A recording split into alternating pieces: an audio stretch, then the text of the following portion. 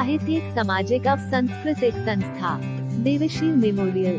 देवशील memorial सिर्फ एक नाम नहीं, एक संस्था ही नहीं, बल्कि एक संकल्प है उस माता पिता के प्रति जो अपने बच्चों की खुशियों के लिए अपने जीवन का उत्सर्ग कर देते हैं। अब ये वक्त हमारा है कि हम अपने माता पिता के त्याग को याद करें और अपने कर्तव्य का निर्वहन करते हुए उनके सपनों को पूरा करें। देवशील मेमोरियल की स्थापना साहित्यिक, सांस्कृतिक एवं सामाजिक क्षेत्र में एक नई सोच के साथ की गई है, जिसका मुख्य उद्देश्य वैसी काबिलियत को मंच प्रदान करना है जो काबिल तो होते हैं, मगर उनके पास खुद को साबित करने का कोई जरिया नहीं होता। हम वो जरिया बनना चाहते हैं। अगर आप भी मेरी ही जैसी सोच रखते हैं तो आइए हमारे साथ जुड़िए और इस कारवां में एक कदम आपका भी हो अपने माता पिता के किसी सपने को पूरा करने के संकल्प के साथ।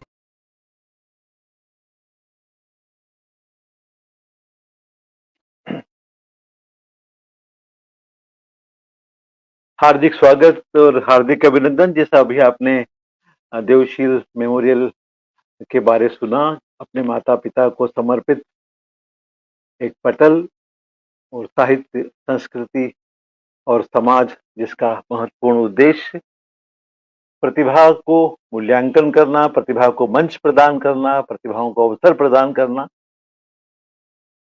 ये इस पटल का मुख्य उद्देश्य है जैसा अभी आपने देखा।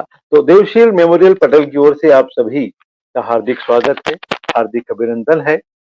पूरा देश दीपावली के रंग में रंगा हुआ है। दीपावली महालक्ष्मी का पर्व है और सब जानते हैं कि आप में से अधिकांश लोग दीपावली की तैयारी में लगे होंगे।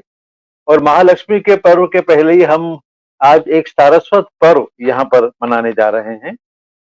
जैसा कि आपने देखा कि ये पटल भी सारस्वत पटल है, तो आज इस सारस्वत पटल पर एक सारस्वत अतिथि से इस सारस्वत आयोजन में हम आपका साक्षात्कार कराने जा रहे हैं।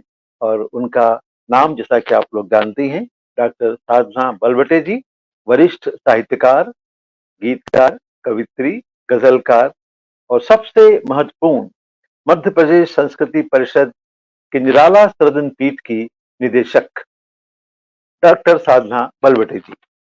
मैं चाहूंगा कि वो भी जुड़ जाएं इस। नमस्कार। आइए, स्वागत है आपका देवशील मेमोरियल पटल पर। आपका हार्दिक स्वागत और हार्दिक अभिनंदन। सबसे पहले तो आपको बधाई, इतने महत्वपूर्ण निदेशक के पद को आपने ग्रहण किया है। निराला सर्जन पीठ, मध्य प्रदेश में कुल 3 या 4 ही पीठ हैं, प्रेमचंद सर्जन पीठ, मुक्ति बोध सर्जन पीठ और आपकी महत्वपूर्ण निराला सर्जन पीठ, जिसके निदेशक पद का भार आपने संभाला है। और हम आपको बधाई भी देते हैं और शुभकामनाएं भी देते हैं कि आपका ये कार्यकाल जो है वो स्वर्णिम कार्यकाल सिद्ध हो मध्य प्रदेश संस्कृति परिषद के इतिहास में। तो आइए आप सभी का हार्दिक स्वागत और हार्दिक अभिनंदन करते हैं। सभी साहित्य प्रेमी, संस्कृति प्रेमी हमारे बीच में उपस्थित हो गए हैं। शीला मिश्रा जी हैं, राजपाल यादव हैं, मीनाक्षी जोशी जी हैं, राजपाल रश्मि अभय जी तो हैं जो इन पटल, अनुराधा पाटनी जी हमारे बीच उपस्थित हैं, हम उनकी उपस्थिति का अभिवादन करते हैं। आशा पांडे ओझा जी जो इन दोनों काफी सक्रिय हैं सर्जन कर्म में, उनका अभिनंदन करते हैं। और हम कार्यक्रम को शुरू करने की अनुमति चाहते हैं। सबसे पहले साधना बलवटे जी का एक संक्षिप्त, मैं ये नहीं कहूंगा औपचारिक परिचय, बड़ा खराब, औपचारिक से औपचारिक शब्द कोई होता ही नहीं है, परिचय तो होना चाहिए भाई। वरिष्ठ साहित्यकार है, गीत, गजल, कविता और व्यंग में आपकी अभिरुचि है और अखिल भारतीय साहित्य परिषद की भी आप राष्ट्रीय महामंत्री हैं। फिजी में हुए अभी विश्व हिंदी सम्मेलन में आपने भारत सरकार का प्रतिनिधित्व किया। व्यंग पुरोधा शरद जोशी, जिनकी जन्मभूमि होने का मेरी उज्जैनी को गर्व है और मुझे भी गर्व है कि मेरा भी जन्म उसी जन्मभूमि में हुआ जिसमें व्यंग पुरोधा शरद जोशी जी का हुआ। और उनके व्यंग साहित्य पर आपने महत्वपूर्ण शोध प्रबंध कर पीएचडी की उपाधि प्राप्त की। कई पुस्तकों का आपका प्रकाशन हुआ है। शरद जोशी, व्यंग के आर पार, प्रयत्न जारी है, नीर शीर, न कहो से दोस्ती, हमरा सबसे बैर और भी कई महत्वपूर्ण सम्मान, कई महत्वपूर्ण पुरस्कार आपको प्राप्त हुए हैं। उसमें से कुछ हैं मध्य प्रदेश साहित्य अकादमी का रामचंद्र शुक्ल आलोचना पुरस्कार, पांडुलिपि सम्मान, अभिनव शब्द शिल्पी सम्मान, कृति पुरस्कार, रत्न भारती सम्मान आदि आदि, ये आदि शब्द हमें काफी समय प्रदान करता है और अनादिकाल से प्रदान करता आ रहा है, तो हमें आदि का आभारी होना चाहिए, वरना पूरा समय। दिलजीत अरोड़ा जी पुनः जुड़ गए, जो मेरे बड़े भाई हैं, मेरे प्रेरणा स्रोत हैं, मेरे गुरु भी हैं। हम सभी का हार्दिक स्वागत और हार्दिक अभिनंदन करते हुए आगे बढ़ते हैं। एक बार फिर आपको हार्दिक बधाई देते हैं निदेशक पद पर आसीन होने की। तो चलिए शुरू करते हैं। बड़ी अनौपचारिक ढंग से हम लोग करेंगे, ज्यादा औपचारिक होने की आवश्यकता नहीं है। प्रतिभा रावल जी हैं, गिरीश उपाध्याय जी हैं, हम सबकी उपस्थिति का अभिवादन करते हुए अब इस कार्यक्रम को प्रारंभ करते हैं। चलिए, पहला प्रश्न तो वही है औपचारिक, जो युगों युगों से साहित्यकारों से पूछा जाता है। शायद आप जज कर चुके हैं कि साहित्य के प्रति आपकी रुचि जागृत कैसे हुई। आप साहित्यकार हैं, वरिष्ठ साहित्यकार हैं, तो साहित्य के प्रति क्या आपकी पारिवारिक पृष्ठभूमि रही या आपके आसपास का परिवेश रहा? कैसे आपकी साहित्य के प्रति अभिरुचि जागृत हुई, ये जानना चाहेंगे सभी। बहुत आभार आदरणीय प्रीतेंद्र जी। और सबसे पहले तो मैं आभार व्यक्त करती हूँ देवशील मेमोरियल इस पटल का और रश्मि जी का। इस साक्षात्कार के लिए तो मैं उनका आभार व्यक्त करती ही हूँ, लेकिन मैं इस बात के लिए और अधिक आभार व्यक्त करना चाहती हूँ कि आपके जैसे वरिष्ठ साहित्यकार मेरा साक्षात्कार ले रहे हैं। ये मेरे लिए सौभाग्य की बात है। और इस प्रश्न जो आपने किया है उस पर आते हैं। आपने एक बात सुनी होगी, आपने कहा पारिवारिक पृष्ठभूमि। अध्ययन की आदत यदि आपको बचपन से हो तो आप लेखन की तरफ सहज रूप से मुड़ जाते हैं। ये आपका मेरा सभी साहित्यकारों का अनुभव, निजी अनुभव होगा और सब इस बात से सहमत भी होंगे। तो निश्चित रूप से परिवार में कोई लेखन के क्षेत्र में तो नहीं था, लेकिन अध्ययन के जो संस्कार हैं, भाषा के जो संस्कार हैं, वो मुझे अपने परिवार से मिले हैं। निश्चित रूप से मतलब मुझे कहने में गर्व है कि पिताजी सारे पुराण, सारे वेद सब पढ़ते रहे और भाषा के स्तर पर देखें तो परिवार में बड़ा अच्छा वातावरण रहा। भाषा बहुत स्तरीय भाषा हमारे परिवार में कही जाती रही। और वो आपकी बातचीत से लग रहा है। आश्चर्य होगा आपको आपको बहुत आश्चर्य होगा कि मेरी माताजी मुझे लगता है प्राथमिक शाला तक ही पढ़ी होंगी, लेकिन उनको हमारे सारे पुराण, रामायण है, महाभारत की कहानियां हैं और जितनी हमारी शौर्य की गाथाएं हैं, राजाओं, सब कुछ उनको जबानी याद है। तो ये जो उनके मुंह से सुना, वो मुझे लगता है सहज मेरे अंदर आया है। और सुनने की, सबको पढ़ने की बहुत मतलब मेरे जो बड़े भैया हैं हरीश बर्वे, उनको सुनने का इतना शौक है कि वो रात को 3-3 बजे तक, मतलब वो पूरा दिन एक इंजीनियर जो प्राइवेट जॉब करता हो, वो पूरा शाम तक ऑफिस में काम करके 8-9 बजे आके और फिर 3 बजे रात तक यदि कवि सम्मेलन सुन रहा है, तो वो जो संस्कार है वो सहज रूप से मेरे में आने थे। तो बस वही पृष्ठभूमि है। तो संस्कारों का हस्तांतरण ही हुआ, एक तरह से संस्कारों का हस्तांतरण होता गया। चलिए, बहुत अच्छी बात है। अच्छा, व्यंग के प्रति, व्यंग विधा के प्रति आपका रुझान कैसे हुआ? आप गीत भी लिखती हैं, गजल भी लिखती हैं, कविताएं भी लिखती हैं, कहानियां भी आपने लिखी हैं। तो व्यंग जैसी कठोर विधा, व्यंग को कठोर विधा कहा जाता है, गीत गजल ये सब कोमल विधाएं हैं। प्रेम जी तो कहते हैं, प्रेम जन्मेजय जी, कि व्यंग एक पुरुषोचित विधा है। ये प्रश्न डॉक्टर सूरी बालाजी से भी मैंने किया था। तो व्यंग के प्रति आपका रुझान कैसे हुआ, ये जानते हुए कि व्यंग लिखना बड़े ही साहस का और बड़े ही जोखिम का काम होता है, उसे दुधारी तलवार कहा जाता है। तो व्यंग के प्रति आपका रुझान कैसे? प्रीतेंद्र जी, बहुत ही अच्छा सवाल है। एक आपके इस प्रश्न में 2 उत्तर मुझे देने होंगे। एक तो ये कि व्यंग के प्रति रुझान, दरअसल मुझे ऐसे लगता है कि मेरा जो मूल स्वभाव है वो किसी भी गलत को सहने वाला नहीं है। मतलब अगर कुछ गलत होता दिख रहा है तो वो मैं अपने लिए नहीं, किसी पर भी हो रहा हो, मुझे उसमें कूद पड़ना होता है। तो हाँ, बिल्कुल। वो एक अंदर से एक स्वाभाविक वृत्ति है। तो मुझे लगा कि ये मतलब मैंने उसको सोच समझ के या कि मुझे व्यंग लिखना चाहिए इसलिए नहीं, सहज आया और बस वो व्यंग में कैसे आ गए पता नहीं चला, शायद शरद जी पर काम करते हुए भी ये अंदर आया होगा। हाँ लेकिन हाँ हाँ, मेरा मूल मैं स्वभाव यही ऐसा है। पूछने जा रहा था। और दूसरा आपने कहा कि अच्छा अच्छा। प्रेम जन्मी जी कहते हैं कि वो पुरुषोचित विधा है। मैं बिल्कुल ऐसा नहीं मानती हूँ, क्योंकि हमारे यहाँ महिलाएं तो मुझे लगता है आदिकाल से बढ़िया व्यंग्यकार रही हैं। आप उद्धव अच्छा अच्छा के अच्छा। साथ गोपियों का संवाद सुन लीजिए, या हमारी हाँ हाँ हाँ हाँ हाँ। जो दैनिक चर्या में जो बातचीत होती है उसको देख लीजिए, हमारे लोक जीवन हम्म। में देख लीजिए, महिलाएं व्यंग करती हुई आपको दिख जाएंगी। बिल्कुल बिल्कुल बिल्कुल, ये तो है। बिल्कुल सही कहा आपने। मैं यही पूछना चाहता था कि शरद जोशी जी के व्यंग साहित्य पर आपने शोध प्रबंध लिखा पीएचडी के लिए, और आप डॉक्टर साधना बलबेटा जी हो गई। तो शरद जी के पर काम करते से आपको व्यंग की प्रेरणा हुई, या व्यंग के व्यंग में रुचि के कारण आपने शरद जोशी जी को ही व्यंग का अपने शोध प्रबंध का विषय चुना? एक बार देखिए फिर मैंने रिपीट जैसे कर अभी देता हूँ कहा शायद। ना, नहीं नहीं कोई नहीं, मैंने हाँ हाँ आपको अभी जैसे कहा ना कि मेरा जो स्वभाव है उसमें मुझे गलत हाँ सहन नहीं हाँ। होता है। तो उस अच्छा अच्छा। रुचि के या स्वभाव के चलते ही मैंने शरद जी को पढ़ना सुनना, अ, मतलब बहुत पढ़ा। मतलब मुझे किसी ने भी ये सलाह नहीं दी थी हम्म। कि शरद जी पर पीएचडी करना है आपको। मैंने उनको मतलब अच्छा मैंने अच्छा अपनी अच्छा। पीएचडी होने के पहले उनको इतना पढ़ लिया था कि मुझे लगा कि बस मुझे इन पर ही अरे काम वाह! करना है। तो बहुत जब अच्छा है, मैंने मतलब बहुत बहुत आश्चर्य की बढ़िया। बात है कि जब मैंने उसके लिए पंजीयन के लिए वहां पे आवेदन दिया विश्वविद्यालय में, तो उन्होंने केवल शीर्षक देखकर और सिनॉप्सिस देखकर ही उसको अप्रूव कर दिया। बहुत अच्छे, बहुत बढ़िया। हाँ, अब बताइए ना, शरद जी खुद तो एमए भी शरद जी ने नहीं किया था, सिर्फ बीए पास थे।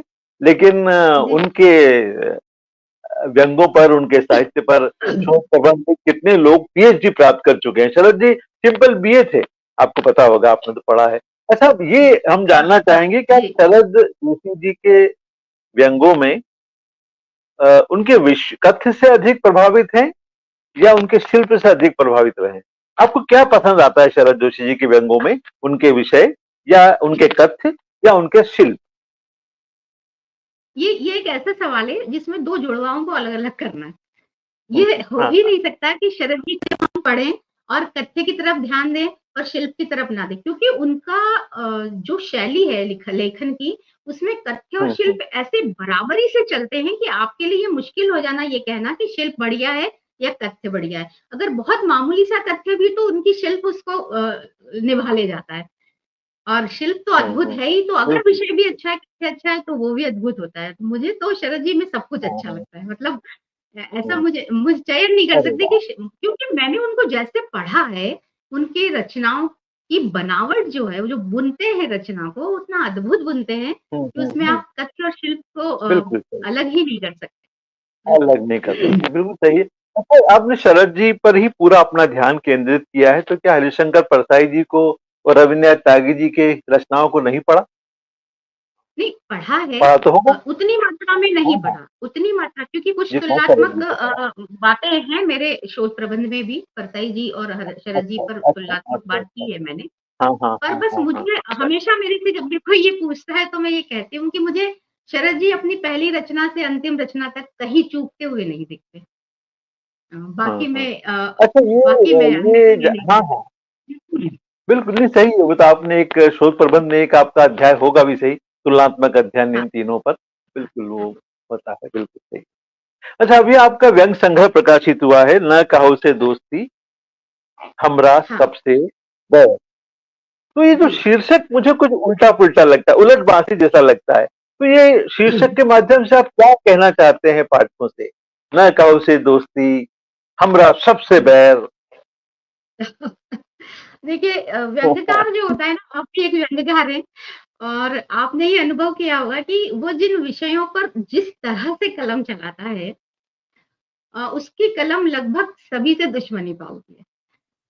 तो मुझे लगता है कि हमारा व्यंग्यकार, जितने भी व्यंग्यकार हैं, उनसे दोस्ती तो किसी की हो नहीं सकती। जितने भी बातें वो करते हैं, वो सबको बुरी लगती हैं, खटकने वाली होती हैं, अखरने वाली होती हैं।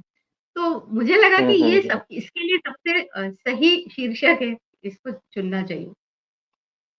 हाँ, शीर्षक बड़ा विचित्र है, आकर्षक तो है लेकिन विचित्र है कि न किसी से हमारी दोस्ती नहीं, हमारा तो सबसे बैर है। तो ये एक तरह से नकारात्मक नहीं हो गया, सकारात्मक कहाँ रहा?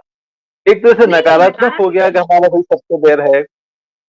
नहीं, मैं एक व्यंग्यकार की दृष्टि से उसे ले बता रही हूँ लोगों को कि एक व्यंग्यकार हाँ की हाँ किसी से इस संग्रह में जितनी रचनाएं हैं वो किसी की दोस्ती की खातिर नहीं लिखी गई है।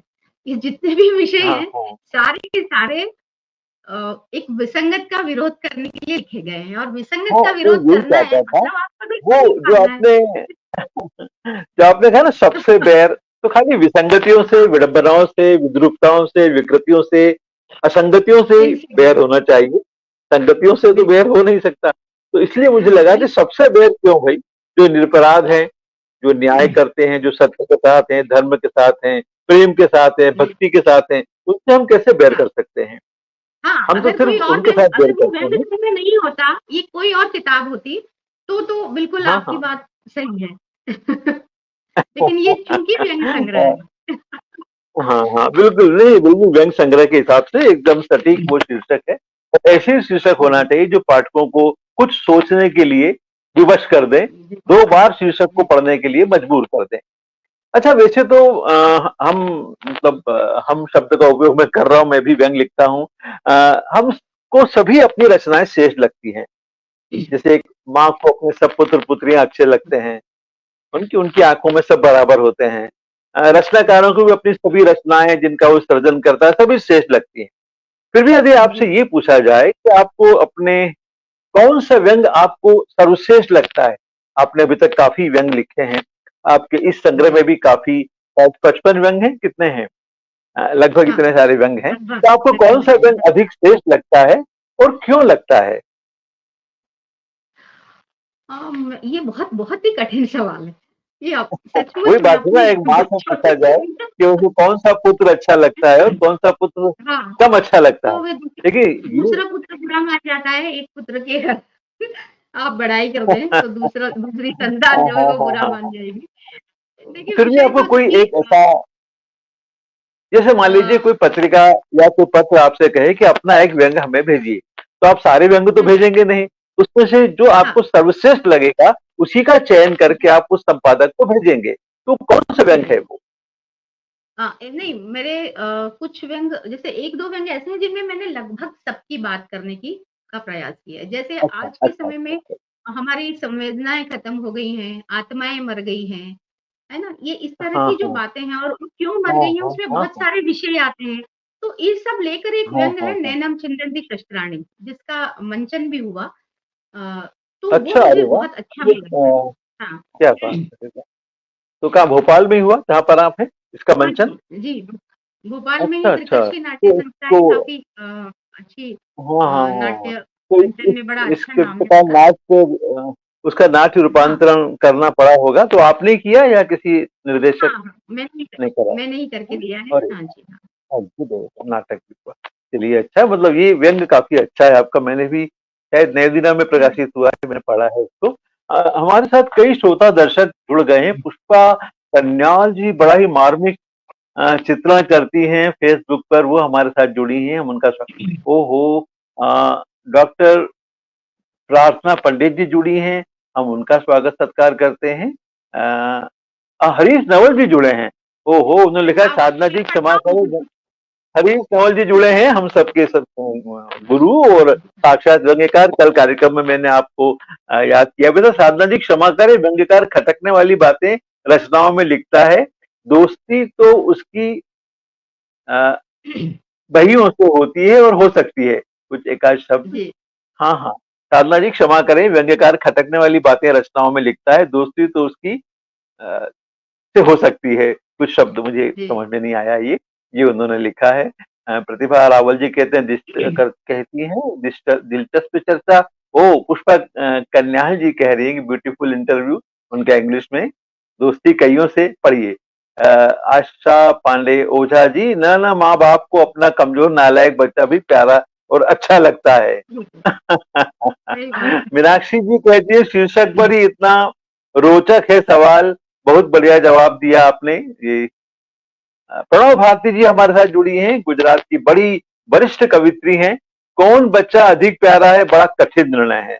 वही जो दुविधा, जो असमंजस आपको था कि कौन सी मेरी रचना श्रेष्ठ है। गिरीश उपाध्याय जी हमारे साथ हैं, राजेश प्रभाकर जी बड़े अच्छे गजलकार हैं, राष्ट्रीय स्तर के, हमारे साथ जुड़े हैं। अलका शर्मा जी हमारे साथ हैं।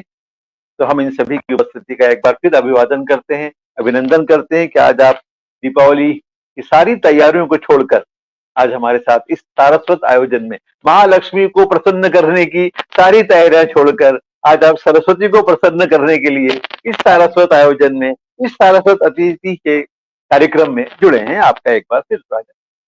अच्छा, व्यंग के साथ साथ आपने कविताएं भी लिखी हैं, आपका एक संग्रह है जो मुझे भी आपने भेजा है, प्रयत्न रत्न हूँ। आपने कविता भी लिखी है, गजल भी। हाँ, प्रयत्नरत हूँ। हाँ हाँ, मैंने क्या कह दिया? व्यंग के साथ आपने कविताएं भी लिखी हैं, गीत गजल भी आपने लिखी हैं। तो ये गीत और गजल, जैसा मैंने पहले कहा, बड़ी कोमल विधाएं हैं और व्यंग तो एक कठोर विधा है। लेकिन आपने कहा कि आप अन्याय को सहन नहीं करती, विसंगतियों को बर्दाश्त नहीं करती, विडंबनाओं को बिल्कुल भी स्वीकार नहीं करती। आपकी असहमति है, आप उनको से असहमत हो जाते हैं। तो जैसा कि हम कहते हैं कि व्यंग तो व्यवस्था के प्रति एक रचनात्मक विद्रोह होता है, हमारा एक सात्विक आक्रोश होता है। तो व्यंग जो है वो विद्रोह और आक्रोश की विधा है, लेकिन गीत और गजल तो शीतल और कोमल विधाएं होती हैं। तो ये मान के चले, व्यंग अगर सूर्य है तो आपकी गीत गजल चंद्रमा है। तो सूर्य के ताप में और गीत की चांदनी में आप कैसे तालमेल बिठा पाती हैं? तो दोनों मतलब काफी, इनमें काफी विरोधाभास है। गीत की चांदनी है और सूर्य का प्रताप और ताप है। तो चांदनी और धूप में आप कैसे तालमेल बिठा पाती हैं?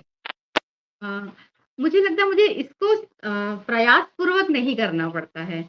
ये अच्छा, विरोधाभास मेरे स्वभाव में है। मतलब अरे वाह! उतना ही आप देखिए बिल्किंदर जी, आप खुद भी इस बात को जानते होंगे कि जो जितना बढ़िया व्यंग लिखता है वो उतना अधिक संवेदनशील भी होता है। और हाँ संवेदनाएं हाँ किसी भी हाँ रूप में आ सकती हैं। तो वो हाँ हाँ गीत हाँ हाँ गजल के रूप में भी आ सकती हैं, वो व्यंग के रूप में भी आ सकती हैं और वो कहानियों में भी आ हम्म। सकते हैं।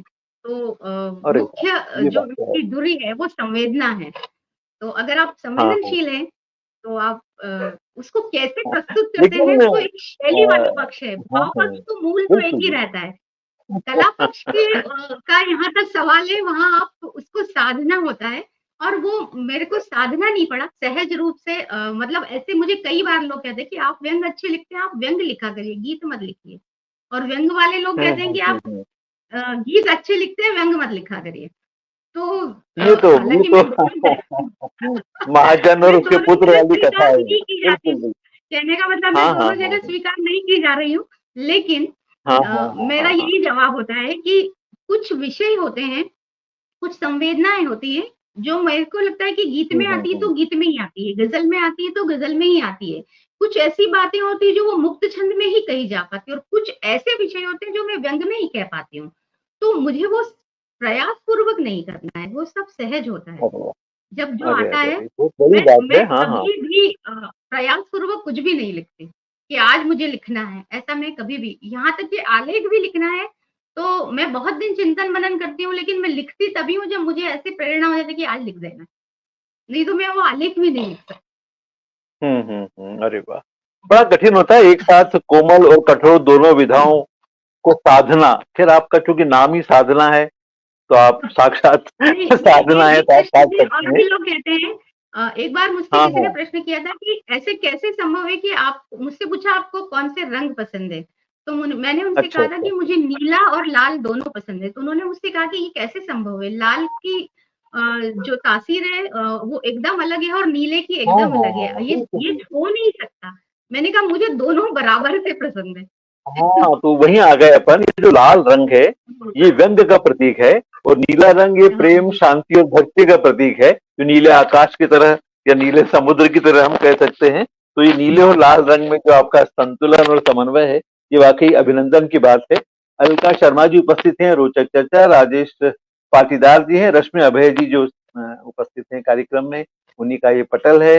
एक महत्वपूर्ण बात अभी प्रणव भारती ने लिखी थी कि नैन छिंदंती नैनम छिंदंती। शस्त्राणी मेरा उपन्यास है, ये उनके उपन्यास का हाँ, शीर्षक है।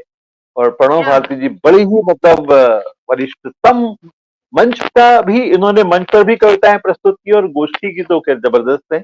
इसी पटल पर इनका एक कार्यक्रम भी था और बड़ा ही स्तरीय और उच्च स्तर का कार्यक्रम है। और मुकेश राठौड़ हमारे मध्य प्रदेश के व्यंग्यकार उपस्थित हैं, उनका भी अभिवादन करते हैं। अच्छा, एक बात आपने की कि आप कविता में, गजल में, गीत में, व्यंग में सभी में समान रुचि रखती हैं, लेकिन फिर भी एक सृजन का एक सुख होता है, एक संतुष्टि की एक अनुभूति होती है। तो आप जब व्यंग लिखती हैं, आपको व्यंग लिखने से अधिक संतुष्टि मिलती है या गीत गजल लिखने से अधिक संतुष्टि मिलती है? और एक प्रतिभा का हमें और जानकारी मिली आपकी कि आप कार्यक्रमों का बड़ा सशक्त संचालन भी करती हैं, बहुत दक्ष और कुशल संचालक हैं आप कार्यक्रमों की। तो या आपको कार्यक्रम का संचालन करने में अधिक संतुष्टि मिलती है? तो अमिताभ की तरह चार हो गए ऑप्शन: व्यंग, गीत, हाँ, गजल और ये कविता। फिर इन वैसे ही चारों कठिन में। है। ये हाँ हाँ। ये फिर वैसा ही कठिन प्रश्न है। मैं जो भी काम करती हूँ पूरी ईमानदारी से उसको निभाती हूँ, और वो जो पूरा हो जाता है तो मुझे सब में बराबर संतुष्टि मिलती है। मुझे कभी ऐसा नहीं लगा कि ये कम है, ये ज़्यादा है, क्योंकि सबका अपना महत्व है, सभी विधाएँ अपनी-अपनी जगह महत्वपूर्ण हैं। मैं कैसा हाँ कर हाँ पाती हाँ। हूँ, वो ज़्यादा महत्वपूर्ण है। तो जब-जब मैं उसको सफलतापूर्वक कर लेती हूँ, मुझे उतनी ही संतुष्टि सब में मिलती है। नहीं ऐसा मतलब कभी नहीं आपको कि मुझे अपनी व्यंग लिख के सहज, ज़्यादा। अपनी, हाँ, अपनी भावनाओं को विचारों में बदलने की जो प्रवृत्ति है, तो आप किसमें ज्यादा सहज अनुभव करती हैं अपने आप को? व्यंग में, गीत में, गजल में या कविता? नहीं, मेरे लिए बहुत कठिन है ये तय करना। मैंने जैसे अभी बस। कहा ना कि मैं कभी भी आग्रह पूर्वक आज मुझे व्यंग इस विषय पर लिखना है, नहीं, ये विषय व्यंग का है इसलिए वो सहज व्यंग में जाएगा। ये विषय कविता का है, वो सहज चला जाता है। तो अच्छा, मैंने आपका कभी इसको लेखन सहज। प्रयासपूर्वक में सोचा ना देखा, ना कभी अनुभव किया इस बात को। अरे, आप बिल्कुल, आपने कहा जो डॉक्टर सूर्य बालाजी ने कहा था कि व्यंग जो है अनायास की उपज है, अचानक की बिल्कुल। उपलब्धि है। ये दो शब्द वो ये जो शब्द है हमेशा अपने वो साक्षात्कार में लिखती भी हैं और मतलब बताती भी हैं। व्यंग जो है अनायास की उपज है और अचानक की उपलब्धि है। कोई घटना, कोई बात, कोई समाचार, कोई घटना, कोई बात सुनी, देखी, पढ़ी और अचानक हम रिएक्ट करते हैं, तो ये अनायास की उपलब्धि हो गई।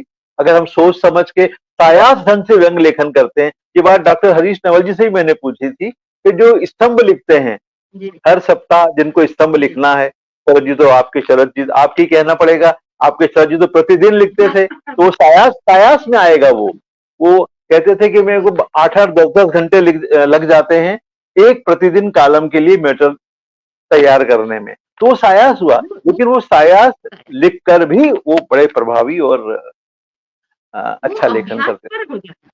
वो अभ्यास अभ्यास पर। हो गया उनका, अभ्यास हो गया, बिल्कुल बिल्कुल। इसलिए वो अभ्यास। सायास भी सहज हो मतलब हो जाता है। ऐसा हाँ नहीं कि हाँ, उसके 7 लिए साल तक लगातार कालम को लिखना और उसकी लोकप्रियता। लिखना। नवभारत टाइम्स की तो हालत ये थी कि लोग सबसे पहले पिछला पृष्ठ ही देखते थे, ये देखने के लिए कि हाँ, शरद जी ने प्रतिदिन में क्या लिखा है। आज क्या लिखा और है, नवभारत टाइम्स का सर्कुलेशन भी उनके उस कॉलम के कारण बढ़ गया था।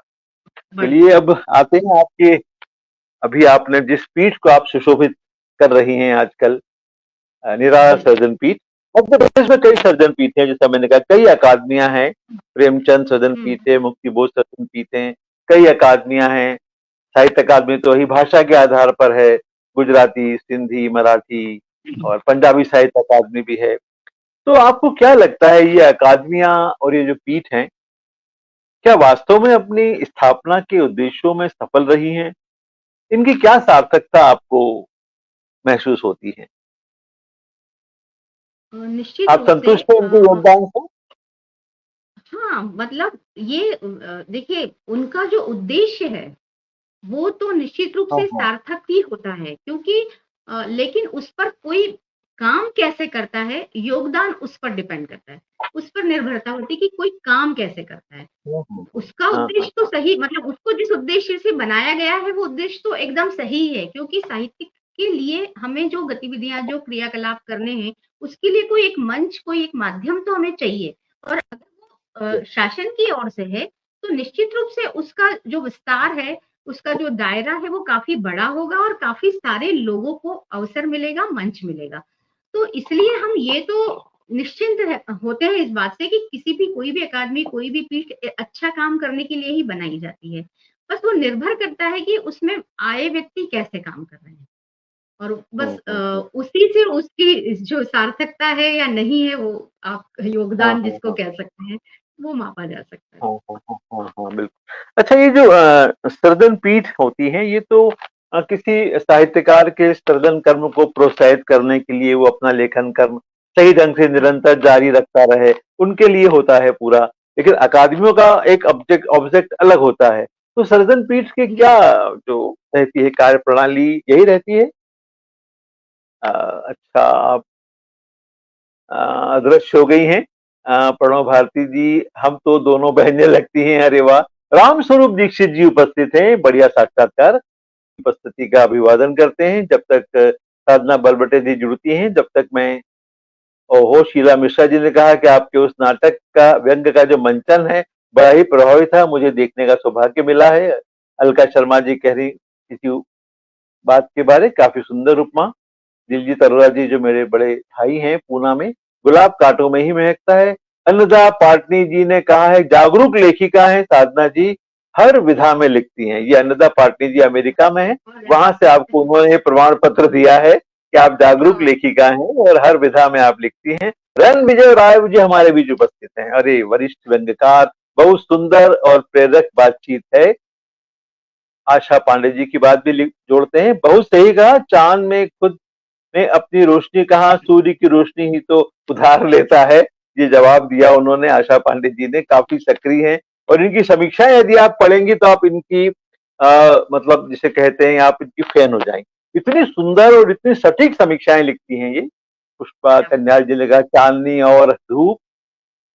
राजेश प्रभाकर जी, गिरीश उपाध्याय जी, मुकेश राठौड़, व्यंग्यकार संवेदनशील होता है। मुकेश राठौड़ को हम बधाई देते हैं, उनका चौथा संग्रह प्रकाशित होने वाला है, हो ही रहा है लगभग। तो अखिल भारतीय साहित्य परिषद की आप राष्ट्रीय मंत्री हैं, अखिल भारतीय साहित्य परिषद, और काफी समय से परिषद के माध्यम से कई कार्यक्रम किए जा रहे हैं, और एक दो कार्यक्रम में तो मैंने भी, जो ऑनलाइन कार्यक्रम हुए तो उसमें भाग लिया था। तो एक राष्ट्रीय मंत्री के रूप में आपकी क्या भूमिका है इस परिषद में?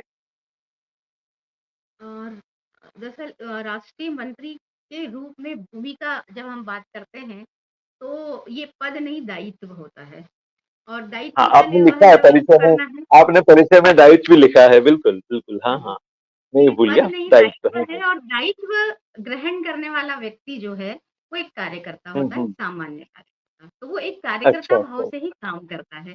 तो मैं ये कहूँ कि मेरा क्या दायित्व है, उसके पहले मुझे ये बताना पड़ेगा कि साहित्य परिषद क्या हम्म करता है। तो साहित्य परिषद पूरे देश में एकमात्र ऐसी संस्था है, जो सभी भारतीय भाषाओं के लिए काम करती है। ऐसी कोई शासकीय हम्म। संस्था भी नहीं है, जो सभी भारतीय भाषाओं के लिए काम करती हो। और पूरे हाँ देश हाँ। भर में इसकी 700 से अधिक इकाइयाँ हैं। कितनी? 700 से 700? अधिक इकाइयाँ, अरे अरे अरे, वाह 700, वाह। क्योंकि ये प्रत्येक अच्छा। प्रांत में है। मतलब अहिंदी भाषी जितने प्रांत हैं, जितने हमारे और अन्य हम्म। प्रांत हैं, सभी में इनका हमारा जो है वो जिला स्तर तक हमारा काम है और उसका एकमात्र उद्देश्य यही है कि साहित्यिक वातावरण को ठीक करना, साहित्य के माध्यम से समाज के वातावरण को ठीक हम्म। करना, साहित्य की विधाओं को प्रोत्साहित करना, साहित्य के अच्छे से अच्छा साहित्य किस तरह समाज के पास जाए, इसके लिए हम बहुत सारी संगोष्ठियाँ करते हैं, बहुत अच्छे विषय होते हैं। अकादमिक संगोष्ठियों से एकदम अलग, बहुत अलग विषय होते हैं हमारी संगोष्ठियों के। ऐसे ही बहुत सारे एक यात्रा साहित्य पर एक बहुत बड़ा काम है हमारे परिषद का, जिस पर यात्रा अच्छा। साहित्य जिसको अरे। कहना चाहिए बहुत कम आता है। और मेरा यात्रा साहित्य हम्म। पर भी आपको शायद नहीं पता है, लेकिन यात्रा साहित्य पर भी बहुत सारा काम है। अच्छा, वो आपने जो परिचय में लिखा है, हम लोग तो भाई लकीर के फकीर हैं। जो आपने परिचय में लिखा है, उसी आधार पर आपसे बातचीत कर रहे हैं। अगर आपने लिखा होता तो और वो भी एक मुद्दा बन सकता बहुत था। सारी बात। हाँ हाँ और हाँ हाँ। आपने समीक्षा की बात की थी, तो मैं अपने आप को मूलतः समीक्षक और व्यंग्यकार ही कहती हूँ, क्योंकि अच्छा। ज़्यादा करके मैंने समीक्षाएँ बहुत की हैं। और आलोचना पर अरे ही मुझे मध्य प्रदेश का जो साहित्य अकादमी का हाँ, रामचंद्र राष्ट्रीय शुक्ला पुरस्कार है का। वो मिला है, रामचंद्र हाँ शुक्ल हाँ हाँ पुरस्कार। हाँ। तो आलोचना पर अच्छा भी अच्छा अच्छा। काफी सारा काम है। हाँ हाँ मतलब हाँ। अब तक व्यंग तो मैंने अपने शायद आप 150 से, में। हाँ। हाँ, अब तक शायद 150 से अधिक पुस्तकों की समीक्षाएँ मैंने की है। अ, अरे, तो आपने समीक्षाओं का एक अलग पुस्तक प्रकाशित करना चाहिए आपको, उन समीक्षाओं एक की। है आजकल ये नी चल रहा है। नीर क्षीर, नहीं, अच्छा, मेरे ख्याल ये नीर। जब प्रचलन में नहीं था वो तब आ गई थी, नीर क्षीर नाम से मेरी एक पुस्तक। अच्छा, नीर शीर वो है। अच्छा अच्छा अच्छा। हाँ, उसकी विषय जी, वस्तु का मुझे और पता नहीं था, मैंने भी पढ़ तो दिया क्योंकि उसमें वो लिखा नहीं था। ब्रैकेट में भी लिखते और हैं आप उसका समीक्षाओं का भाग 2 ग्रंथ। भी जल्दी आने वाला है। नीर क्षीर भाग 2 अच्छा भी अच्छा अब अच्छा। जल्दी आ जाएगा। अरे वाह! चलिए, शुभकामनाएँ आपको। नीर, शीर, विवेक का उपयोग करके आपने नीर और शीर बहुत अच्छी बात है ये तो। परसाई जी ने कहा है कि व्यंग खुद समाज की आलोचना है। लिखा है परसाई जी ने, जब हम व्यंग करते हैं तो हम समाज की आलोचना ही करते हैं। और उस आधार पर कई लोग ये भी कहते हैं कि व्यंग्यों को समीक्षा की जरूरत क्या है? व्यंग्य तो खुद अपने आप में समाज की समीक्षा करता है। समीक्षक कौन? हमारे संग्रह की समीक्षा करने वाले। हम तो खुद समाज की समीक्षक हैं भाई। आप हमारी समीक्षा क्यों कर रहे हैं? तर्क गलत नहीं है, तर्क ठीक है। चलिए आगे बढ़ते हैं देखिए हम एक बार फिर। देखिए, मैं इस बात से इसलिए सहमत नहीं हो सकती क्योंकि समाज की समीक्षा व्यंग्यकार करता है, समाज की बातों हम्म, को अन्य विधाओं में भी कहा जाता है। क्योंकि हाँ हाँ, बिल्कुल कहाँ बिल्कुल से सारा कच्चा माल लिखने का कहाँ से आता है? समाज से आता है ना। तो चाहे वो बिल्कुल गीत बिल्कुल लिखे जाएँ, बिल्कुल। कविताएँ लिखी जाएँ, चाहे व्यंग्य लिखे जाएँ, कुछ भी लिखा जाए। तो वहाँ हाँ हम हाँ व्यंग्य की समीक्षा नहीं कर रहे होते हैं, हम व्यंग्य का जो लेखन है उसकी समीक्षा कर रहे होते हाँ हाँ। व्यंग्य के लेखन की समीक्षा कर रहे होते हैं कि उसने किस आधार पर व्यंग्य हैं। जी, लेखन किया है। प्रणव भारती जी ने लिखा है, कोई भी लेखन संवेदना के बिना कैसे लिखा जा सकता है? आपका मन जिसकी जब गवाही दे वही लिखें। ये आपके लिए कहा है। दीक्षित जी भी कह रहे हैं आपका नाम ही साधना है। मीनाक्षी जोशी जी कह रहे हैं कह रही हैं सार्थक संवाद। Very interesting to know about you. आपके बारे पुष्पा कन्याल जी की टिप्पणी है। वो अमेरिका में है शायद। सहज लेखन बड़े साहित्यकार की पहचान है। अलका शर्मा जी की टिप्पणी। गिरीश उपाध्याय जी कहते हैं, वाह क्या बात है, नीला और लाल रंग। अच्छा, ये पहले वाले प्रश्न की टिप्पणियां सामने आ रही है। गुड इवनिंग, गुड इवनिंग, ये आपस की चर्चा भी होती है। अच्छा है। भाई, ये कोविड बड़ा दुर्भाग्यशाली समय था, लेकिन उस दुर्भाग्यशाली समय में ये जो ऑनलाइन कार्यक्रमों की एक प्रवृत्तियां या कहा जाए ट्रेंड शुरू हुई है, उसका तो हमें स्वागत करना चाहिए, चाहे वो मजबूरी में हम बिल्कुल लोगों ने आभार की व्यक्त हो। करना आभार। हाँ, हम भाई मनोरमा पंत जी ने कहा है, साधना जी कुशल वक्ता भी है। वो तो हमें आपकी बातचीत से लग रहा है। मीनाक्षी जी ने फिर कहा है, बहुआयामी व्यक्तित्व है साधना जी का। अरे वाह! बहुत सुंदर सटीक उत्तर प्रणव भारती जी ने कहा। प्रश्न के बारे कोई टिप्पणी नहीं है। गिरीश उपाध्याय जी कह रहे हैं, हर विधा अपने आप में श्रेष्ठ होती है। तो जैसे जैसे लोगों के नाम मेरे सामने आ रहे हैं, मैं उनका नाम और उनकी टिप्पणियां भी साथ में लेता जा रहा हूँ कि ये श्रोताओं का हमें आभारी होना चाहिए। श्रोता इन सब सुन, अगर श्रोता दर्शक नहीं होंगे, अगर पुस्तकों के पाठक नहीं होंगे, तो हमारे लेखन का क्या औचित्य और क्या महत्व है? वो तो स्वांतः सुखाय हो जाएगा। अगर आज आज जी, इस कार्यक्रम में 31 श्रोता अपना बहुमूल्य समय इस कार्यक्रम को दे रहे हैं, तो हमें उन श्रोताओं का आभारी होना चाहिए। आभार। मैंने और कहीं पढ़ा सबसे था, बड़ी कोई बात है व्यक्ति अगर। अमेरिका से, हाँ, सबसे बड़ी अमेरिका बात से है कि वो कहा, 3 लोग अनिता जी अमेरिका से हैं, हैं। हरीश रावल और जी उस। सर हैं और हाँ हाँ, सब अमेरिका उस सब समय एक वो समय है, सुबह के साथ। बहुत आभार है हम। हाँ हाँ हाँ। मैंने कहीं जी, पढ़ा था, कोई व्यक्ति अगर अपना समय 1 घंटा आपको देता है आपके कार्यक्रम को, तो वो अपने जीवन का 1 घंटा आपको दे रहा है। अपने बिल्कुल सही, जीवन का, अपने बहुत जीवन बढ़िया। का 1 घंटा वो लोग दे रहे हैं। तो अपने जीवन का 1 घंटा ये लोग दे रहे हैं, तो हम उन सभी का आभार व्यक्त करते हैं, बार बार आभार व्यक्त करते हैं। और अगली बात की ओर चलते हैं। आपने अभी फिजी विश्व हिंदी सम्मेलन में भाग लिया। इसके पहले भी आपने एक विश्व हिंदी सम्मेलन में भारत का प्रतिनिधित्व किया था। और इन सम्मेलनों को लेकर अलग अलग लोगों की अलग अलग राय है। आजादी के इतने सालों बाद सम्मेलनों का होते जाना, क्या इन सम्मेलनों की असफलता पर निरर्थकता पर की बात नहीं करता। लोग तो यहाँ भी कहते हैं कि हिंदी दिवस क्यों मनाया जाए। हिंदी दिवस का आयोजन करना ही हिंदी दिवस के पिछले सालों में किए गए आयोजनों की असफलता का प्रतीक है, ऐसा कहते हैं लोग। तो आपको क्या लगता है, ये विश्व हिंदी सम्मेलन से वाकई हिंदी का प्रचार प्रसार विस्तार हुआ है जितना हम चाहते थे? आपका क्या अनुभव रहा और आपका क्या निष्कर्ष? देखिए बिलकिंदर जी, एक बात है, हर हर चीज के दो पक्ष होते हैं। जैसे हम्म। सिक्के के दो पहलू होते हैं, ऐसे ही हर बात के दो पहलू होते हैं। ये जिस भी वजह से शुरू हुए होंगे, लेकिन मुझे हाँ हाँ। बताइए, राम ने रावण को मारा और जब वो अयोध्या लौटे, उसको कई हम्म। बरस हो गए, लेकिन दिवाली हम अभी भी मनाते वही तो लोग हैं। आपत्ति रावण को हम करते हैं। क्यों विश्व हिंदी सम्मेलन एक नहीं, उत्सव आपत्ति बन क्यों के रह करते गया, हैं? तो उत्सव उत्सव क्यों बन नहीं के रह मनाया गया जाना चाहिए? भाषा का उत्सव, हमारी भाषा का उत्सव यदि मनाया जा रहा है, तो हम हाँ को हाँ, उसमें गौरव का अनुभव होना चाहिए। हम सही उस बात, उसको बिल्कुल क्यों बिल्कुल। नहीं हम क्यों उसको इतना ये क्यों समझते हैं? मैं भी व्यंग्यकार हूँ, मैंने भी शायद हिंदी पर इस तरह के व्यंग लिखे होंगे, जब लगता है कि हिंदी के बारे में, हम हिंदी दिवस जब मनाते हैं तो वो उसकी स्थिति को कमतर बताते हाँ हैं, जो भी। हाँ लेकिन हाँ हाँ हाँ। हम वहां से यहाँ तक चल के आए हैं और उसमें बहुत सारे परिवर्तन तो आए ही हैं। और जहां तक हम्म। सार्थकता की बात है, जो 10वां विश्व हिंदी सम्मेलन भोपाल हमारे भारत में हुआ था, और वो भोपाल में ही हुआ था। वहां से एक हम्म। परंपरा शुरू हुई थी, बहुत अच्छी परंपरा। एक समय था जब केवल और केवल साहित्य की भाषा हिंदी थी। लेकिन उस 10वें विश्व हिंदी सम्मेलन से ये प्रारंभ हुआ कि हमारे समाज में जितने भी क्षेत्र हैं, सब में हिंदी को किस तरह से लाया जाए। तो विज्ञान में कैसे, हम्म। प्रशासनिक इसमें कैसे, अभियांत्रिकी में कैसे हिंदी आए, जो हमारा न्यायालय है वहां पर हिंदी को किस तरह से लाया जाए, इन सब पर बड़ी विस्तृत चर्चा होती है। वो बात अलग है कि क्रियान्वयन बहुत धीमे गति से होता है, लेकिन चर्चा होती है तो एक कदम हम आगे तो बढ़ते ही हैं उस दिशा में।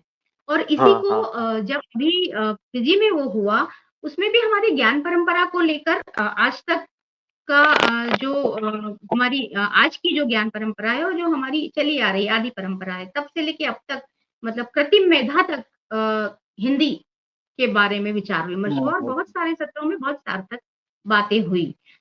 ये बात है, बहुत सारे लोगों को लगता है कि इनकी कोई उपयोगिता या सार्थकता नहीं है, लेकिन जब आप उसमें सम्मिलित होते हैं और फिर उस वातावरण को देखते हैं और उसके बाद कुछ जो काम किए जाते हैं, वो मुझे लगता है कि उसमें हम बहुत आगे, कुछ कदम आगे आगे आगे तो जा रहे हैं। कहीं ऐसा तो नहीं है कि हम एक जगह रुके हुए हैं, या ऐसा भी नहीं है कि हम उसको बिल्कुल निष्क्रिय कर दें। उससे बेहतर है कि हम कुछ काम कर रहे हैं।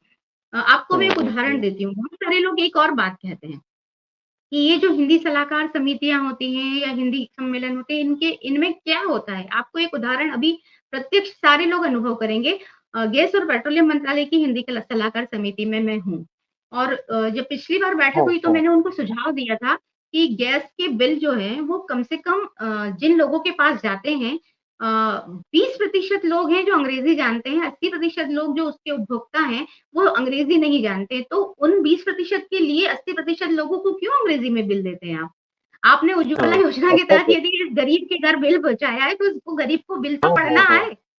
लेकिन बिल्कुल आपने बिल्कुल देखा होगा बिल्कुल, हाँ पिछले हाँ। 4-5 महीने से वो बिल हिंदी में आने लगे हैं।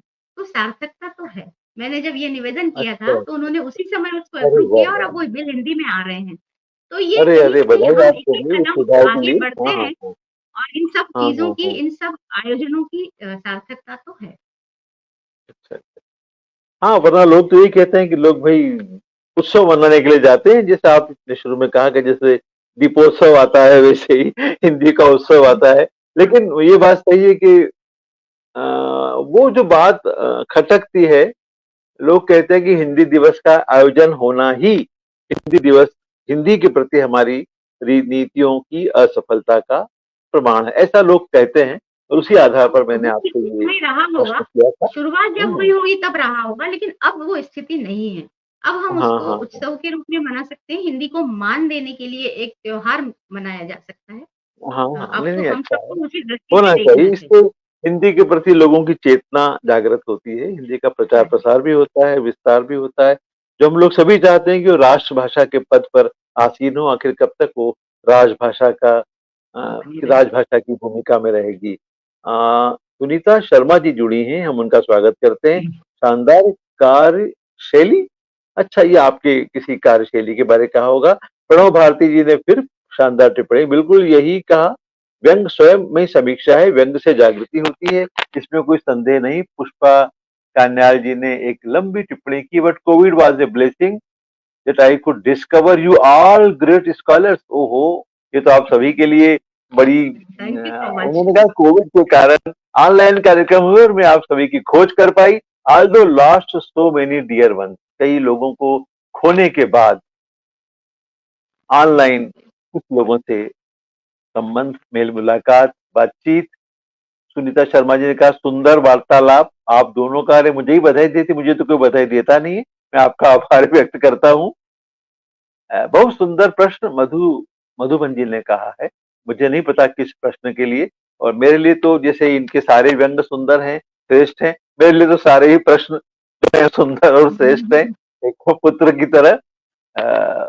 उदय वीर सिंह जी कार्यक्रम में जुड़े हैं, हम उनका स्वागत करते हैं। हम आपकी गजलों से अभिभूत होते हैं। आप लगभग रोज ही आपकी फेसबुक पर एक गजल प्रकाशित होती है, उसको पढ़कर हम आनंदित भी होते हैं, अभिभूत भी होते हैं। पिछले दिनों आप अस्वस्थ थे, ईश्वर ने, वाहिगुरु ने आपको स्वस्थ किया, हम उनका आभार भी व्यक्त करते हैं। दिल्ली तरोरा जी कहते हैं उत्सवों से प्रेरणा तो मिलती है। वही बात कि हिंदी दिवस का आयोजन होता है तो लोगों में एक चेतना आती है, प्रेरणा मिलती है कि हम भी हिंदी के प्रति समर्पित हों। वीना सिंह जी लखनऊ से हमारे बीच में जुड़ी हैं। परंपरा के अनुसार पहले आप करती करती वे 46 मिनट बाद कार्यक्रम में जुड़ी हैं। हम उनका तो अभी हाल ही स्वागत करते हैं। मीनाक्षी जोशी जी ने कहा है कि भाषा का उत्सव, हाँ मीनाक्षी जी भी कई बार विश्व हिंदी सम्मेलनों में जा चुकी हैं। भाषा का उत्सव जीवन भर हो तो गौरव माना जा सकता है, वर्ष भर हम अपनी भाषा के प्रति हीन भावना से क्यों ग्रस्त रहें। बिल्कुल सही कहा आपने। जोशी परिवार महेश्वर से हैं, आदरणीय साधना बलवटे जी दीदी दूरदर्शी लेखिका हैं, व्यंग से समाज सुधार की सजग भूमिका निभाती हैं। भाई व्यंग को तो समाज शास्त्र में एक जो अवधारणा है सामाजिक नियंत्रण की और सामाजिक परिवर्तन की, उसमें बाकायदा लिखा हुआ है कि सामाजिक नियंत्रण के कौन कौन से उपकरण हैं, उसमें व्यंग, कार्टून, चित्र आदि लिखा हुआ है। मतलब व्यंग को तो वहां भी मान्यता है समाज शास्त्र में। तो बड़ी अच्छी बात आपने याद दिलाई। वीना सिंह जी, पुष्पा कन्याल जी ने हिंदी में अब लिखा है, रे वाह, बहुत सही कहा। इस दिवस को मनाए जाने का कारण और उनका रिजल्ट, उन्होंने हिंदी में टिप्पणी की, क्योंकि हम लोग बात हिंदी की कर रहे थे तो उन्होंने हिंदी में टिप्पणी करके अपने हिंदी प्रेम का परिचय दिया। रमेश कुमार व्यास, साधना जी एक व्यंग्यकार और समीक्षक होने के साथ अत्यंत सहृदय व आत्मीय मिलनसार हैं, यह तालमेल भी अद्भुत है। अरे वाह भाई, हम तो कठोर हैं भाई। साधुवाद देती हैं आशा पांडे जी आपको। भूदत्त शर्मा जी जुड़े, बहुत अच्छे गजलकार हैं, मैंने इनकी गजलें इसी चैनल पर, इसी पटल पर कई बार सुनी हैं, बड़े ही स्तरीय। और आज जिनका जिन्हें आपका साक्षात्कार लेना था, वो अपरिहार्य कारण से मुझे ये दायित्व उन्होंने सौंपा है। उनके परिवार में कोई कमी हो गई, हम सादर नमन करते हैं, उनकी श्रद्धांजलि अर्पित करते हैं उनके उन परिजन को। और राहुल मिश्र जुड़े हैं, भूदत्त शर्मा जी सभी को प्रणाम करते हैं, देवशील मेमोरियल परिवार को प्रणाम करते हैं। वो भूदत्त शर्मा जी की गजल का तो गजब की गजल होती है। राहुल मिश्र जी, साधना जी सिद्धहस्त व्यंग्यकार हैं, आपका हार्दिक अभिनंदन। अरे वाह, आगे बढ़ते हैं भाई। अब एक अंतिम प्रश्न है। हाँ हाँ, राहुल मिश्र जी लद्दाख से जुड़े हैं हमारे साथ, लद्दाख से जुड़े हैं। अरे आपका स्वागत है। वहां तो काफी ठंड होगी इस वक्त लद्दाख में। हाँ, गिरीश उपाध्याय जी कहते हैं कि हम भी परिषद के सदस्य हैं, बड़ी शानदार चर्चा है। मुकेश राठौड़ को पता नहीं क्या हो गया, कह रहे हैं कि आप दोनों अच्छे इंसान हैं। अरे वाह भाई, मुकेश राठौड़ जी, हम दोनों अच्छे इंसान हैं, क्या बात है भाई, आदमी नहीं है। चलिए, अच्छा आपकी दृष्टि में, जैसा कि आपने साहित्य की कई विधाओं में आपका दखल है, फिर रिपीट कर दूं, कविता में, गीत में, गजल में, व्यंग में, कहानी में, और आपने यात्रा वृतांत की बात भी बीच में कर दी, यात्रा साहित्य में भी और संचालन में भी आप दक्ष हैं। आप वक्तृत्व कला में भी दक्ष हैं, जैसा एक ने टिप्पणी की थी कि आप बहुत कुशल वक्ता भी हैं, तो सभी दृष्टियों से आप प्रतिभा संपन्न हैं, तो साहित्य की सभी विधाओं में आप दखल रखती हैं। तो आपको दृष्टि में इस समय साहित्य के सामने कौन कौन सी चुनौतियां हैं जिन्हें साहित्य को जिनका साहित्य को सामना करना पड़ रहा है? अ, आप साहित्य के भविष्य को किस रूप में देखते हैं? नई पीढ़ी के बारे में कहा जाता है कि नई पीढ़ी अपने कोर्स और अपने करियर में इतनी बिजी है कि वो साहित्य हाशिए पर, उनकी दृष्टि में साहित्य का कोई महत्व नहीं है। तो अब इस पीढ़ी के बाद भी क्या साहित्य प्रेम लोगों में सुरक्षित रहेगा? लोगों की साहित्यिक अभिरुचियां रहेंगी, या ये साहित्य का अवसान का समय चल रहा है?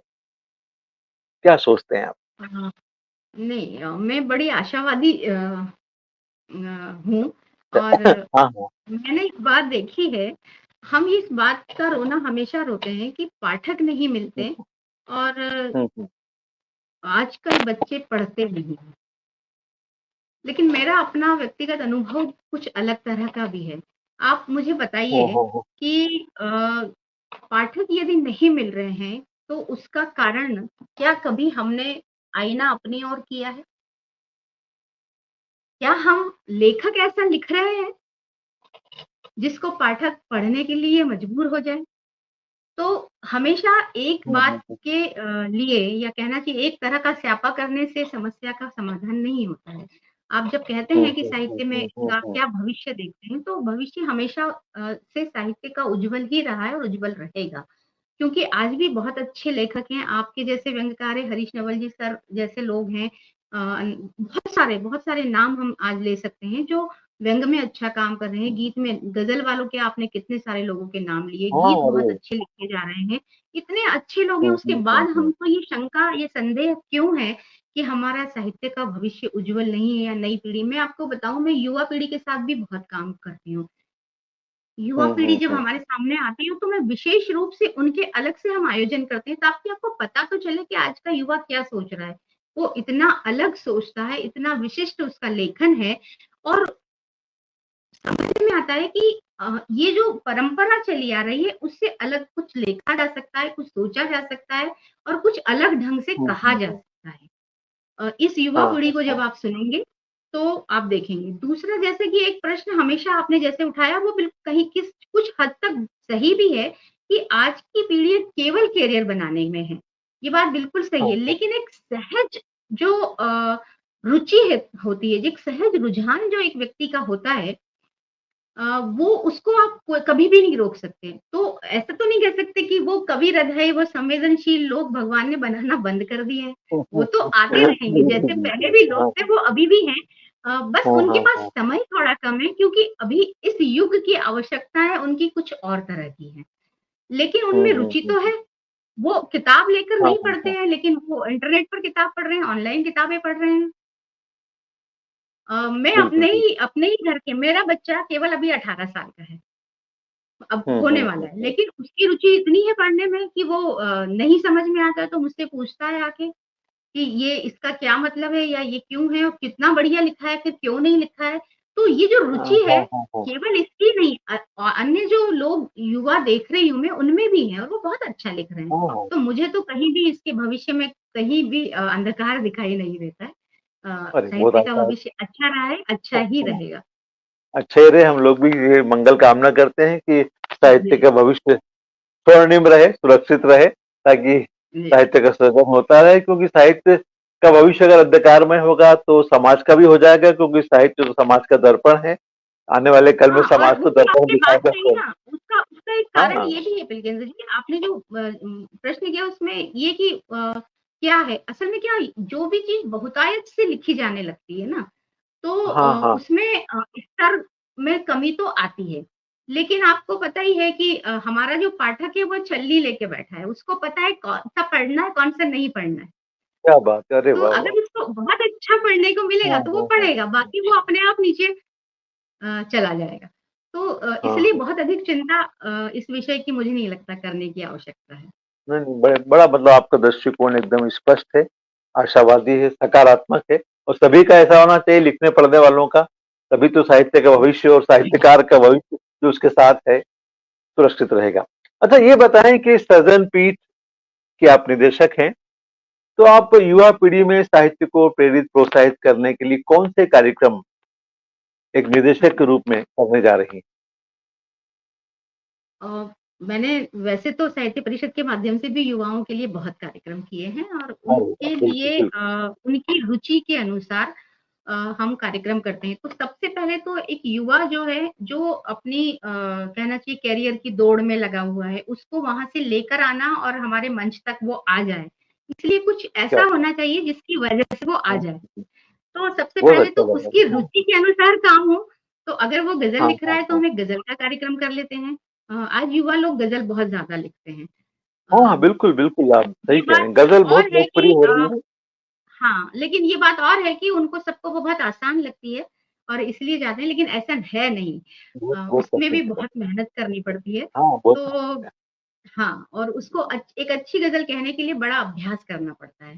तो हाँ, हाँ, पर वो हाँ। आज का बिल्कुल। युवा कर रहा है और वो हर तरह की वो मुक्त छंद में भी बहुत अच्छा लिख रहा है। तो मैं उनको मंच हुँ, हुँ, देने का हुँ। काम अवश्य करती हूँ और उस मंच को देने हाँ, के हाँ, हाँ। साथ-साथ एक विशिष्ट व्यक्ति जो उस क्षेत्र का विद्वान है, उसको भी हम बिठाते हैं वहाँ पे और फिर उनके हाँ, साथ हाँ, आपस हाँ, में जो हाँ। संवाद होता है उनकी रचनाओं पर, तो उससे उनका हाँ, हाँ, हाँ। प्रोत्साहन भी होता है और वो सीखते भी हैं। तो एक तरह से वो बिल्कुल। प्रशिक्षण की कार्यशाला भी है और उनको मंच भी है। तो दोनों ही इस तरह के काम होते हैं कि उनकी रुचि जो है वो साहित्यिक कार्यक्रमों की ओर आती है और हम एक नई साहित्यिक पीढ़ी तैयार कर सकते हैं। हाँ, हाँ। अरे वाह! बड़ा अच्छा आपने कहा और बड़ा अच्छा परिषद बड़ा अच्छा काम करती है। मुझे लगता है कि आपका जो अखिल भारतीय साहित्य परिषद का जो अनुभव है, वो आपके सृजन पीठ के निदेशक में आपकी काफ़ी मदद करेगा और आप उसी जी, परंपरा बिल्कुल। को यहाँ पर भी उन्हीं कार्यक्रमों को यहाँ पर भी सृजन पीठ के माध्यम से भी आप उस लक्ष्य को बिल्कुल। प्राप्त करने की दिशा में आगे बढ़ेंगी, जो परिषद का लक्ष्य है। चलिए बहुत धन्यवाद। अब एक काम करें, बहुत कम समय बचा है, मात्र 10 मिनट हम और ले सकते हैं, हालाँकि 3 मिनट बचे हैं। लेकिन हम 10 मिनट 7 मिनट एक्स्ट्रा ले सकते हैं। अब कुछ जी, प्रैक्टिकल हो जाए, यानी मैं अगर आपसे कहूं कि अपनी कविता का कोई ऐसा अंश सुना दें, उस कविता का जो आपको सबसे प्रिय हो। हालांकि आपको सभी कविताएं प्रिय हैं, जैसा कि आपने पहले कहा, लेकिन जो सबसे हाँ, प्रिय कविता का सबसे प्रिय अंश, जिनको आप गुनगुनाते रहते होंगे, उसका एक अंश आप सुना दीजिए। ऐसे ही गीत का अंश, ऐसे ही गजल का अंश और ऐसे ही व्यंग्य का एक छोटा सा अंश, ताकि हम निर्धारित समय में अपनी बात को समाप्त कर सके, क्योंकि श्रोताओं का बड़ा बहुमूल्य समय है।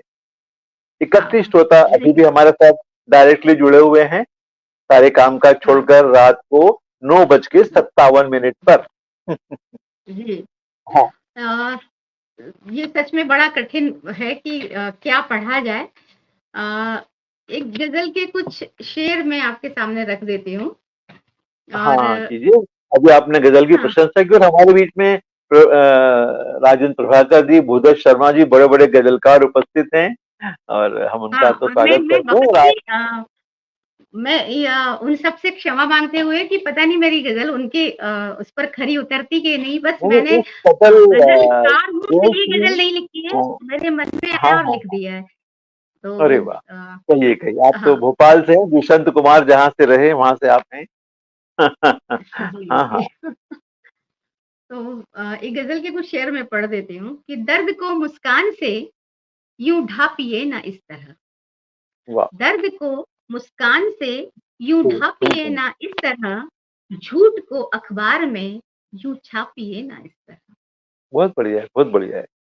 हाँ हाँ धूप कितनी धूप हाँ कितनी, हाँ छाँव कितनी, धूप हाँ कितनी, हाँ छाँव कितनी, खोल कर खाता वही, धूप हाँ हाँ कितनी, छाँव कितनी, हाँ, कितनी खोल कर खाता वही, आता भी है। जिंदगी को अवगणित सा आकिए ना इस तरह। अरे वाह वाह, बड़ी अद्भुत है, बहुत अद्भुत है, बिल्कुल। और इसी का एक शेर और है कि मुश्किलों से आँख में हाँ थामी हाँ है ये खारी नदी, मुश्किलों से आँख में थामी है ये खारी नदी, दर्द के अच्छा अच्छा दर्पण अच्छा। में सीधे झाँकिए ना इस तरह।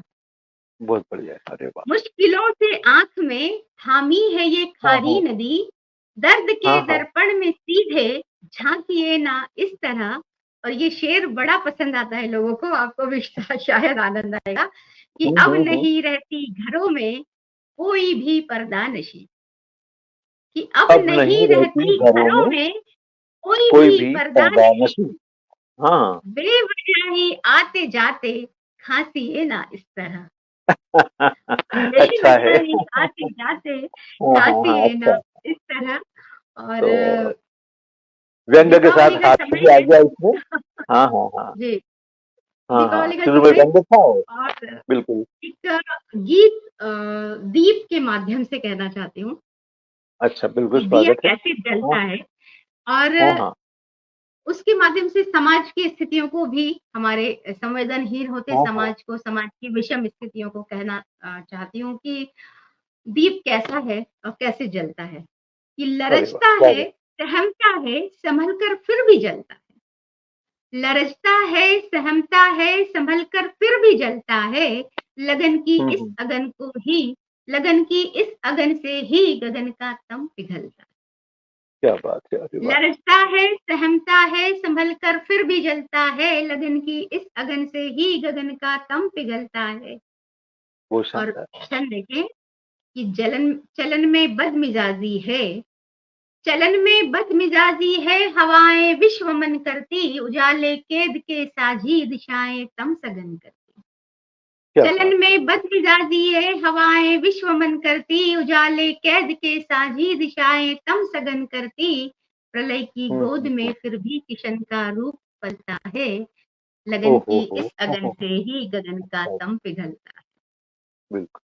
कि धरे बहुत एक शानदार, दीप उस अद्भुत। घर भी, धरे एक हम्म। दीप उस घर भी जहां सोई है उम्मीदें, धरे एक दीप उस घर भी जहां सोई है उम्मीदें, जगे उस द्वार आशाएं जहां दहशत में है नींदें। क्या बात धरे है, एक अरे वाह। दीप उस घर भी जहां सोई है उम्मीदें, जगे उस द्वार आशाएं जहां दहशत में है नींदें, अंधेरे पथ पे दीपक का अमिट विश्वास चलता है, लगन की इस अगन से ही गगन का तम पिघलता है। बहुत और सुंदर, आज बहुत हम सब संवेदनहीन हो गए प्रभावशाली। हैं, हाँ कि हाँ दिया हाँ। है सौंप संवेदनचिता की आग को हमने, दिया है हम्म। सौंप संवेदनचिता की आग को हमने, दिया गौरस सा उजला मन अहम के नाग को डसने, दिया है ओहो। सौंप संवेदनचिता की आग को हमने, दिया गौरस सा उजला मन अहम के नाग को डसने, जतन के बाद कब पाषाण से अंकुर निकलता है, जतन के हाँ बाद कब पाषाण हाँ से हाँ हाँ अंकुर हाँ, निकलता बिल्कुल है, बिल्कुल। लगन की इस हाँ अगन हाँ, से ही गगन का तम पिघलता है। बहुत और शानदार, अंतिम बहुत। है कि तिमिर में घुट रही सांसें, हाँ तिमिर हाँ। में घुट रही सांसें जलाए दीप अंतर का, तिमिर में हम्म। घुट रही सांसें जलाए दीप अंतर का, अहम की जकड़ ने खोले सजाए द्वार मंदिर का, बहुत तिमिर सुंदर। में घुट रही सांसें जलाए दीप अंतर का, अहम की जकड़ ने खोले सजाए द्वार मंदिर का, मनुज होकर मनुजता की ऋचाओं को तू चलता है, मनुज हम्म। होकर मनुजता की ऋचाओं को तू चलता है, ओहो। गगन लगन की इस अगन से ही गगन का तम पिघलता है। क्या बात। तो मुझे नहीं क्या, लगता अब व्यंग के बहुत लिए कोई सुंदर है। समय बचा होगा हमारे पास। मुझे लगता है कि अपन व्यंग को छोड़ देते हैं, क्योंकि आपने इतना हाँ जी, इसको क्योंकि बहुत ऊंचे लंबा स्तर पर समय हो पहुंचा गया दिया और है। बेशक श्रोता हाँ, भी हमारे सत्र को बहुत इतना लंबे ऊंचा, समय से जुड़े हैं। आपकी उस दीप वाली जो कविता ने इस कार्यक्रम को इतनी ऊंचाई दे दी है। मैं मुझे लगता है कि ये सही समय होगा कि हम श्रोताओं से और आज्ञा लें, आभार व्यक्त करते हुए उनका, क्योंकि काफी उच्च स्तर का, एक तो बहुत ही आपने संवेदनहीन होते हुए मनुष्य और समाज का भी चित्रण अपनी इस कविता के माध्यम से किया है। और चूंकि दीपोत्सव हमारे सामने है और आपने दीप जी, पर केंद्रित अपनी कविता के माध्यम से अपनी पीड़ा को, अपनी भावनाओं को अभिव्यक्त किया है, तो ये मुझे लगता है सबसे सही समय होगा। एक बार फिर हम सभी, ओहो, प्रमिला शरद व्यास जी उपस्थित हैं, उनका हम स्वागत करते हैं।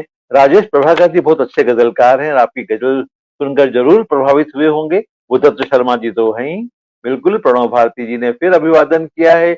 अलका शर्मा जी ने वाह वाह किया है। अगर रश्मि अभय जी चाहें तो आपका एक पूरा कार्यक्रम अलग से, ये तो बातचीत का कार्यक्रम था, साक्षात्कार वाला, लेकिन आपकी जी, कविताओं पर केंद्रित हो, जिसमें आपकी गजल भी हो और आपके गीत भी हो, व्यंग नहीं, क्योंकि व्यंग एक कठोर विधा हो जाएगी। यहाँ पर हम कोमल विधाओं को यदि इस पटल पर आप एक साथ अलग कार्यक्रम में प्रस्तुत करेंगे तो मुझे लगता है श्रोता उससे काफी लाभान्वित होंगे।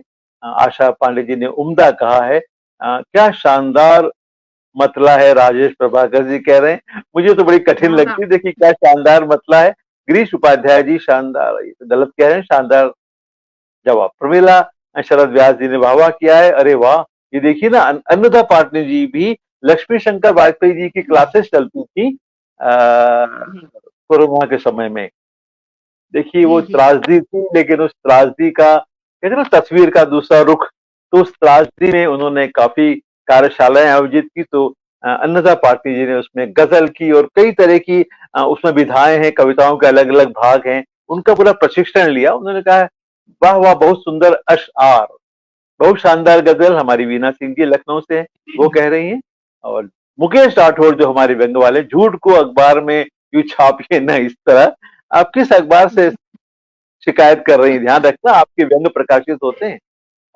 पुष्पा कन्याल जी ने, देखी जब से आपने अपने हिंदी प्रेम का परिचय दिया है, हमने विश्व हिंदी सम्मेलन की बात की है, पुष्पा कन्याल जी ने अपनी भाषा बदल दी है। इस पर दर्द को मुस्कान से ढकना उन्होंने हिंदी में लिखा है। अब राहुल मिश्र, बहुत खूब कहा। कुमार सर्वेंद्र विक्रम सिंह जी कहते हैं बहुत सुंदर। डॉक्टर अनु सनाढ़, वो हमने तो बहुत बढ़िया, वाह बेहतरीन। पुष्पा कन्याल जी ने अमेजिंग लिखा है। अरे फिर अंग्रेजी में आ गए, चलिए कोई बात नहीं। शारदा व्यास जी कहते हैं क्या बात है। बुधत्त शर्मा जी की टिप्पणी सुने बिना तो हम यहाँ से इस कार्यक्रम को बंद करेंगे नहीं। झूठ को अखबार में यूं छापिए ना इस तरह, लाजवाब लाजवाब प्रस्तुति, वाह वाह की उन्होंने एक पूरी सीरीज। उदय वीर सिंह जी जो खुद एक बहुत बड़े गजलकार हैं, बल्कि गजल सम्राट हैं, बहुत सुंदर। प्रणव भारती जी बहुत सुंदर और अलग शेर, साधुवाद, वो भी बहुत ही प्रतिभा संपन्न है। 80 वर्ष की उम्र में कोई अगर क्या रचना बात कर में जुड़ा है। अन्नदा पाटनी जी भी। डॉक्टर सूर्य बालाजी, आपको तो पता ही 80 वर्ष की उम्र है, जी अभी बिस्तर पर हैं, अस्वस्थ हैं। मैंने उन्हें आमंत्रित किया था, लेकिन वो चूंकि अस्वस्थ हैं इस कारण जुड़ना उनके लिए संभव नहीं था। प्रभाकर जी ने शानदार कहा है। अलका शर्मा जी ने बहुत खूब। आंख में खारी नदी की बात पुष्पा कन्याल जी ने की। राजेश प्रभाकर जी ने कहा गजब। सुनीता शर्मा जी ने कहा अच्छी गजल साधना जी। अरे कोई मेरे संचालन की तारीफ भी तो करो भाई, किसने नहीं करी। अलका शर्मा जी ने कहा अरे वाह गजब। गिरीश उपाध्याय जी कह रहे हैं शानदार सृजन। प्रणव भारती जी कहते हैं, वो कहती हैं बहुत सुंदर शेर।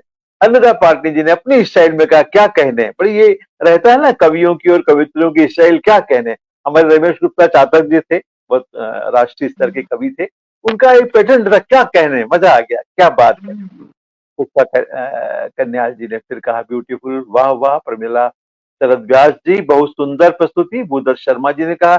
मुकेश राठौड़ कहते हैं सही कहा, खांसने से कोई खास असर नहीं पड़ता, गया वो जमाना गया। शानदार। राजपाल यादव जी भी बहुत बड़े कवि, गजलकार और गीतकार हैं।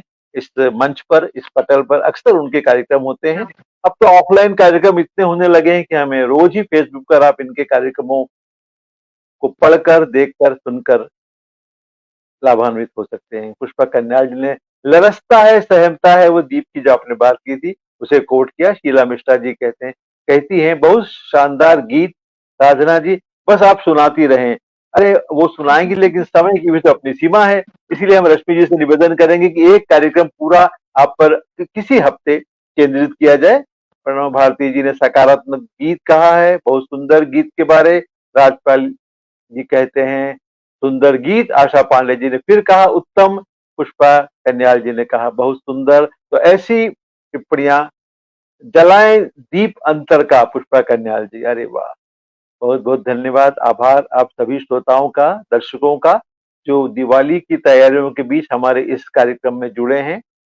और अन्नदा पाटनी जी ने मेरी टिप्पणी, पूर्वाग्रह होता है प्रेजुडाइज्ड, वो पूर्वाग्रह से उन्होंने लिखा है कि पिलकेन जी आपके साक्षात्कार ने अपने प्रश्नों के माध्यम से सबको बांधे रखा। बहुत बहुत धन्यवाद। मैंने जिस प्रशंसा के लिए आपसे निवेदन किया था, आपने वो प्रशंसा की टिप्पणी कर दी। मेरा कमेंट कीजिए। चातक जी को बहुत सुना है, गिरीश उपाध्याय जी कहते हैं। चातक जी असमय ही इस दुनिया से चले गए, हम उनकी स्मृति को प्रणाम करते हैं। और इस कार्यक्रम को अब विधिवत समाप्त करने की आज्ञा चाहते हैं अपने श्रोता दर्शकों से। ये आभार मानते हुए कि आपने आज इस कार्यक्रम में उपस्थित होकर इस कार्यक्रम की जो गरिमा बढ़ाई और देवशील मेमोरियल पटल का जो गौरव बढ़ाया, अपना समय दिया, अपना समर्थन दिया, अपना स्नेह दिया, उसके लिए हम आपके हृदय से आभार व्यक्त करते हैं और आशा करते हैं भविष्य में होने वाले कार्यक्रमों में भी मैं थक गया बोलते बोलते, आपका ये सहयोग और आपका ये प्रेम, आपका स्नेह हमें प्राप्त होता रहेगा। और हम आज की जो सारस्वत अतिथि हमारी हैं डॉक्टर साधना बलवटे जी, उनका भी आत्मीय आभार व्यक्त करते हैं कि उन्होंने अपने बहुमूल्य समय में से, क्योंकि मुझे पता है कल भी आप एक कार्यक्रम में व्यस्त थी और हमें पटल को समय प्रदान किया, इसके लिए हम आपका आभार व्यक्त करते हैं। जो भी और जो आपने साहित्य के स्वर्णिम भविष्य की बात की है, हम सभी चाहते हैं कि साहित्य का अवसान कभी ना हो। साहित्य रहेगा तो संस्कृति रहेगी और संस्कृति रहेगी तो समाज रहेगा। समाज जिसमें हम सबको जीवित रहना है, अपना जीवन जिस समाज में हमको व्यतीत करना है।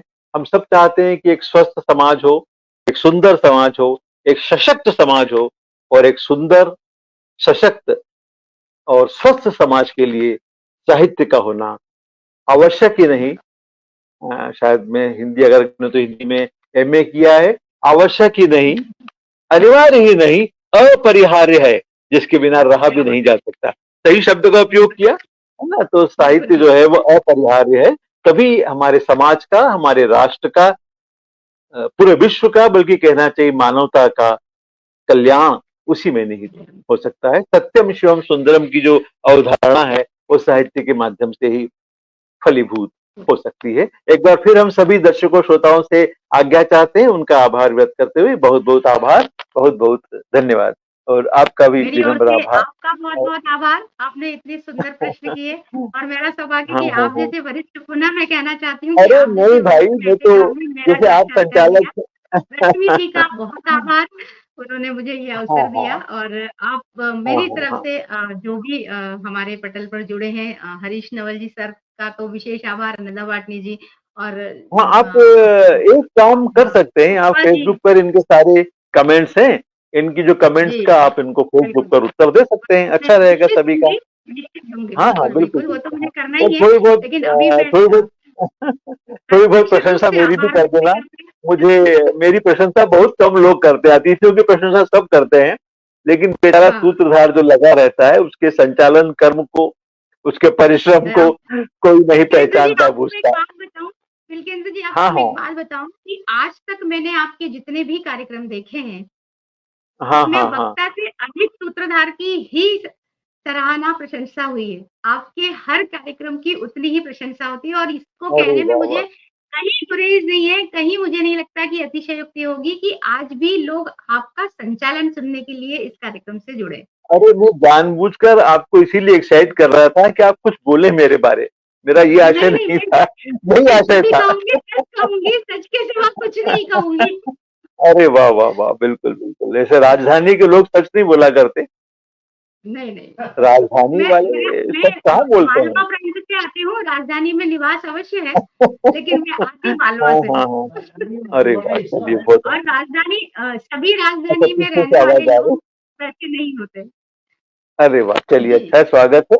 तो एक बार फिर आपका और सभी श्रोता दर्शकों का आभार, इस आशा के साथ के रश्मि जी एक बार फिर आपको एक अलग से पूरे एपिसोड के लिए, जिसमें आपकी कविता होगी, गजल होगी और आपके गीत होंगे, सूत्रधार कोई नहीं होगा, आप स्वयं ही अपने सूत्रधार होंगी और आप स्वयं ही अपने सारस्वत अतिथि होंगी। बहुत बहुत धन्यवाद, आभार।